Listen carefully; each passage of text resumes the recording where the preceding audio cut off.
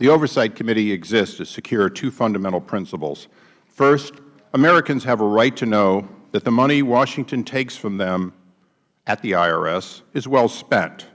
And second, Americans deserve an efficient, effective government that works for them. Our duty on the Oversight and Government Reform is to protect these rights, along with every right articulated in the Constitution.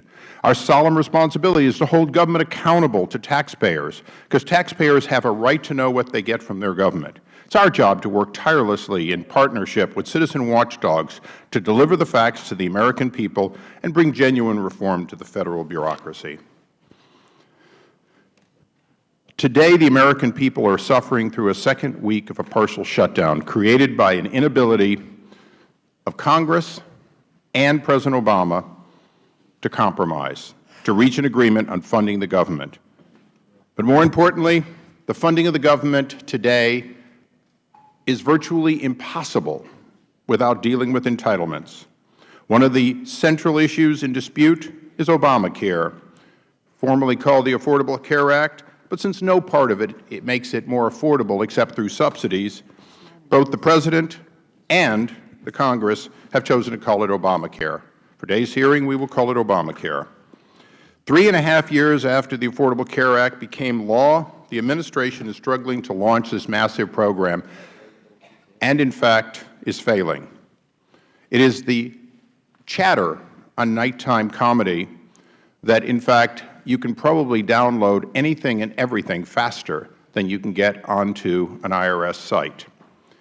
The fact is, well, no mitigation in the responsibility to both pay taxes or to buy ObamaCare. Americans are unable to get on the site. If they get on the site, it's confusing. And without a doubt, there are a few choices. The promise of ObamaCare to bring people better health care for less has been just the opposite. Health care rates in the private sector have risen precipitously, and the promise to provide you the opportunity to keep the health care you have and the doctor you have has gone just the opposite.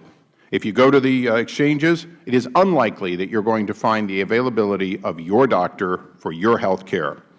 And in fact, hundreds of thousands of Americans are being thrown out of health care programs and onto the exchanges as a result of this law. We are not here today to relitigate the questions of a partisan, Democratic-controlled House and Senate on a completely partisan basis, passing a law 2,400 pages plus and saying you'll find out what's in it after it passes, you can read it. We're not here to do that, but it is, in fact, the result of that kind of legislation has led us to find that after 3 years of our witness working at the IRS with partisan officials at the White House on an almost daily basis, we have the implementation of a one-sided, we-know-it-all type of law. Today, we will hit a number of areas, including did the IRS plan to fail, or did they fail to plan in a way that was open and transparent and consistent with the law? Just as 90% of an iceberg is below water, the problem in user experience on the website generally dwarfed by deficiencies that happen behind the scenes on the back end.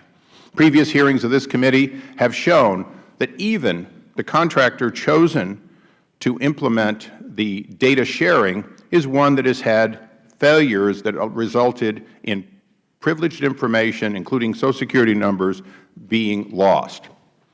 Undoubtedly this will occur again, since every State, thousands and thousands of individuals now have access to your taxpayer information as part of ObamaCare, and you, in fact, have no control over who those people are and how they are selected.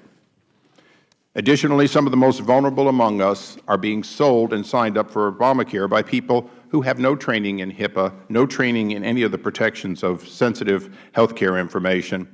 But that is the law, and we will go through it. Today's hearing has a lot to do with the 47 new provisions, including 18 new taxes expected to raise $1 trillion over the next 10 years in a program that will cost many times that with other taxpayers' cost.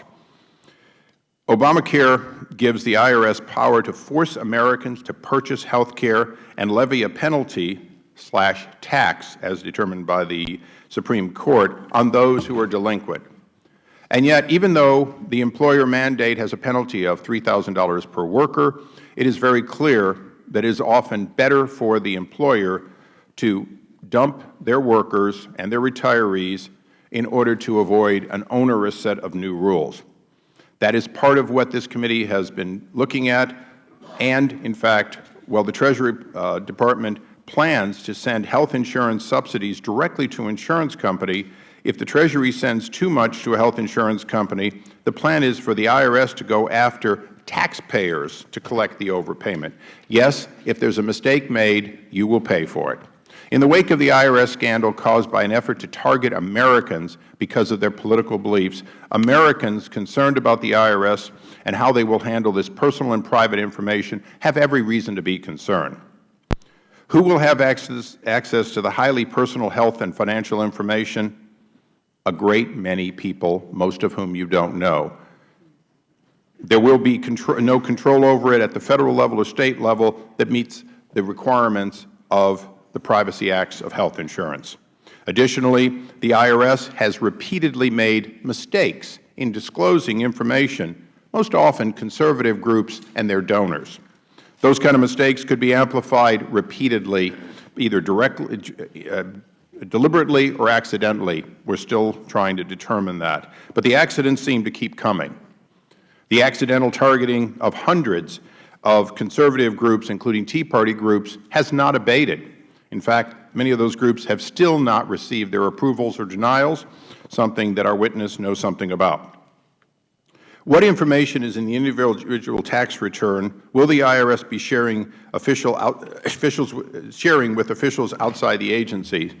My ranking member's home State of Maryland, in fact, leaves some question about whether or not the State will take the information collected and use it in other ways, including garnishments or other tax levy.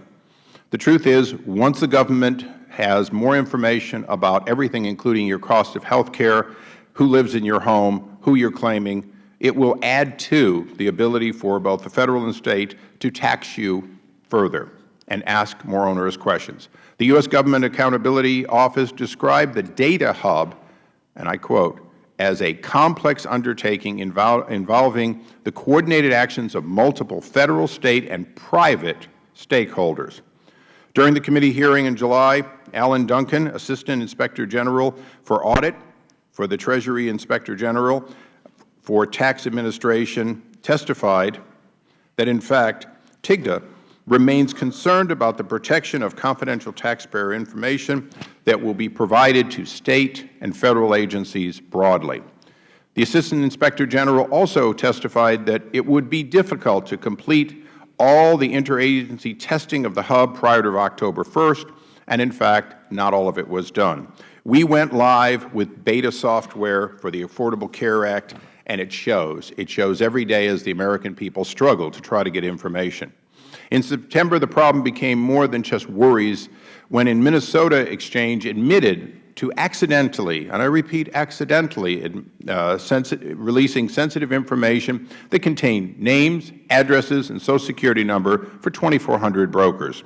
This is, as I said earlier, just the tip of the iceberg. Let us all be honest. Obamacare's first week has been a mess. But we can't undo the last week, and there are no mulligans. This, in fact, will continue day after day, and there will be no do-overs.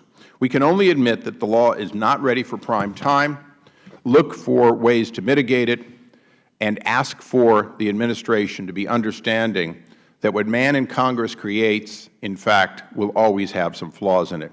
Today's witness, Ms. Sarah Hall Ingram, is here to testify and answer our questions. Ms. Hall Ingram is the Director of the IRS's Affordable Care Act Office.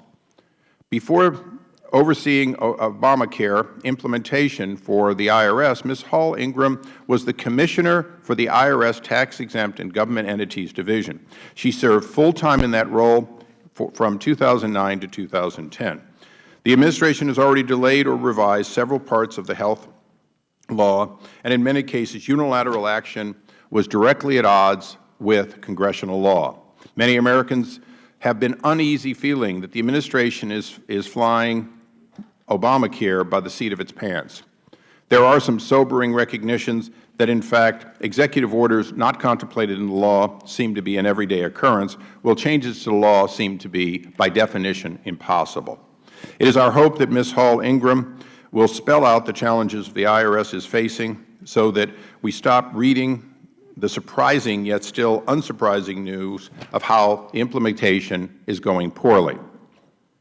In closing, this is not going to be the committee's final hearing on Obamacare implementation. The ranking member has indicated that he wants to hear more from IRS witnesses. I do too. Our intent is to bring additional IRS officials for testimony in the future, but today we are focused on Ms. Hall-Ingram. I might note two things. First, repeatedly when we have asked for Ms. Ingram, we have been asked to and we have deferred and allowed other witnesses. Today, the determination was that the person who by definition was at the center of the targeting of conservative groups for a period of 2009 to 2010, and the person who has owned Obamacare since its passage, virtually since its passage for implementation, must be heard from. Although there are individuals behind the witness, they will not be sworn and they will not be permitted to testify. The only witness today is Ms. Hall-Ingram, and I will take responsibility directly for asking the Commissioner not to attend, since he was not there at the time and was brought in only when the scandal over targeting conservatives became a problem. We have a fact witness in front of us. My hope is that she will be candid in the release of all the facts. I have also been notified that the ranking member intends to ask for pictures of Ms. Hall-Ingram receiving or being with past presidents. I will object to that. This is not about whether Ms. Hall-Ingram is a Republican or a Democrat. This is not about the politics of anybody at the IRS. The IRS, by statute, is limited to 2 political appointees. It is critical that we ask the questions about the non-political appointees, not the consul, not the Commissioner. What are their actions, not what are their politics, their registrations, their leanings, or their self-stated intention. People are not to be judged at the IRS based on how they vote. They are to be judged based on the job they do and how they do it. With that, I recognize the ranking member.